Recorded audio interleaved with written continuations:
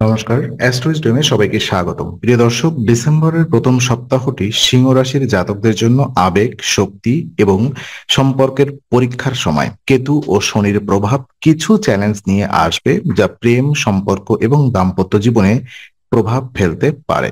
এই সপ্তাহে পরিবার ও বন্ধুদের অদ্ভুত আচরণ সম্পর্কের স্থিতিকে চাপ আনতে পারে আর মেজাজের ওঠানামা ভুল বোঝাবুঝি তৈরি করতে পারে। তবে সচেতন মন, ধৈর্য ও খোলাখুলি কথোপকথন থাকলে আহ পরিস্থিতি নিয়ন্ত্রণে রাখা সম্ভব। ভিডিওতে আমরা বিস্তারিত দেখব সিঙ্গেলদের প্রেম, প্রেম জুটির অবস্থা, বিবাহিত জীবন কেমন যাবে 1 থেকে 7 ডিসেম্বর, যাতে আপনি এই সপ্তাহের সব চ্যালেঞ্জকে সহজে সামলে নিতে পারেন। তো প্রথমে আমরা সিঙ্গেলদের প্রেম জীবন পর্যালোচনায় করব। তো যেখানে দেখা যায় ডিসেম্বরের প্রথম সপ্তাহটি সিংহ রাশির সিঙ্গেলদের জন্য মিশ্র আবেগ নিয়ে আসছে। নতুন সম্পর্ক শুরু বা আগের ক্রাশের দিকে মন দেওয়ার ক্ষেত্রে সতর্কতা প্রয়োজন। কেতুর প্রভাবে আপনার মেজাজ ওঠানামা দেখাতে পারে, যা সম্পর্কের সম্ভাবনাকে প্রভাবিত করতে পারে। উদাহরণস্বরূপ, আপনি কোনো নতুন পরিচয়কে আকৃষ্ট মনে করতে পারেন, কিন্তু হঠাৎ আবেগে তাড়াহুড়া সিদ্ধান্ত নিলে পরে অনুশোচনা করতে হতে পারে। আপনার সময় ও শক্তি সঠিক কাজে ব্যবহার করা অত্যন্ত গুরুত্বপূর্ণ। নিজের আবেগ ও মেজাজ নিয়ন্ত্রণে রাখলে অন্যদের উপর আপনার আকর্ষণ বৃদ্ধি পাবে। সপ্তাহের মাঝামাঝি সময়ে কিছু নতুন সুযোগ তৈরি হলে অথবা হতে পারে যেখানে কোনো সংযোগ বা বন্ধুত্ব গভীর সম্পর্কের দিকে এগোতে পারে। তবে ভুল সময়ে কথাবার্তা বা অযাচিত প্রতিক্রিয়া সম্পর্কের সম্ভাবনাকে কমিয়ে দিতে পারে। সপ্তাহের শেষ দিকে মানসিক স্থিরতা ফিরে আসবে, আত্মবিশ্বাস বৃদ্ধি পাবে এবং আপনি নিজের অনুভূতি স্পষ্টভাবে বুঝতে সক্ষম হবেন। এটি সিংহ রাশির সিঙ্গেলদের জন্য একটি গুরুত্বপূর্ণ সপ্তাহ। ধৈর্য, সময় এবং সতর্কতা মেনে চললে প্রেমের ক্ষেত্রে ইতিবাচক ফল নিশ্চিত হবে।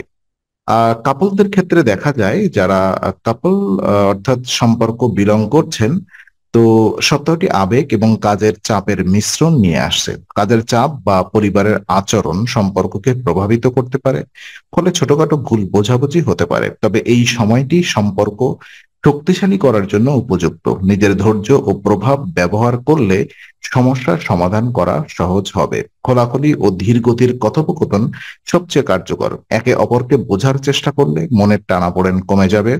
সম্পর্কের অস্থির মুহূর্তে একসাথে সময় কাটানো, হালকা আড্ডা বা ছোট আউটিং সম্পর্ককে নরম করবে। এছাড়া পার্টনারের আচরণ বোঝার চেষ্টা করলে বোঝাপড়া বৃদ্ধি পাবে এবং যে কোনো ভুল বোঝাবুঝি দ্রুত সমাধান হবে।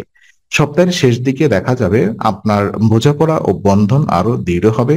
এই সময় একে অপরকে মানসিকভাবে সমর্থন দেওয়া এবং সহমর্মিতা দেখানো গুরুত্বপূর্ণ। ছোট সমস্যার দিকে অতিরিক্ত মনোযোগ না দিয়ে সঙ্গীর ভালো দিকগুলোতে ফোকাস করলে সম্পর্ক স্থিতিশীল থাকবে।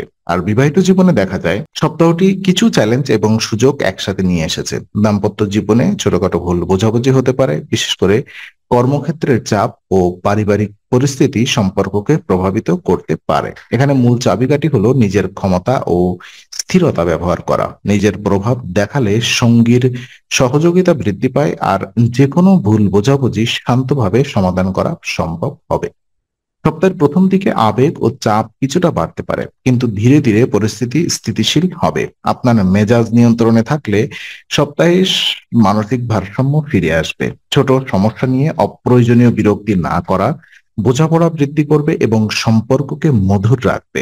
সঙ্গীর সঙ্গে ধৈর্য ধরে কথা বলা, খোলাখুলি যোগাযোগ এবং দায়িত্ব ভাগাভাগি করে মানসিক চাপ কমবে। সপ্তাহের শেষে দেখা যাবে দাম্পত্য জীবনে স্বস্তি, বোঝাপড়া এবং আনন্দ ফিরে এসেছে। আর বিশেষ কিছু উপায় এবং রেমেডিস যদি আমি বলি, তো এই সপ্তাহে সিংহ রাশির জাতকদের জন্য মন ও আবেগের স্থিতি বজায় রাখা খুব জরুরি, কারণ মেজাজ ওঠানামা সম্পর্কের স্থিতিকে প্রভাবিত করতে পারে। সম্পর্কের মানসিক চাপ কমানোর জন্য অত্যন্ত কার্যকর উপায় হলো ওম ভাস্করায় নমঃ মন্ত্র জপ। এই মন্ত্রের নিয়মিত অনুশীলন সম্পর্কের উপরে সরাসরি প্রভাব ফেলে, মনের অস্থিরতা কমায়, সম্পর্ক ও দাম্পত্যে বোঝাপড়া বৃদ্ধি করে, আবেগ নিয়ন্ত্রণ ও স্থিরতা আনতে সাহায্য করে, প্রেমে তাড়াহুড়া সিদ্ধান্ত নেওয়া থেকে বিরত রাখে, মানসিক চাপ ও ভুল বোঝাবুঝি দূর করে। প্রতিদিন 19 বার জপ করলে সবচেয়ে বেশি ফল পাবেন, বিশেষভাবে যখন সম্পর্কের মধ্যে চাপ বা ভুল বোঝাবুঝি দেখা দেয়, তখন অতিরিক্ত জব মানসিক ভারসাম্য ফিরিয়ে আনে। সপ্তাহের শেষে এটি প্রেম, সম্পর্ক ও দাম্পত্যের স্থিতি এবং শান্তি নিশ্চিত করবে।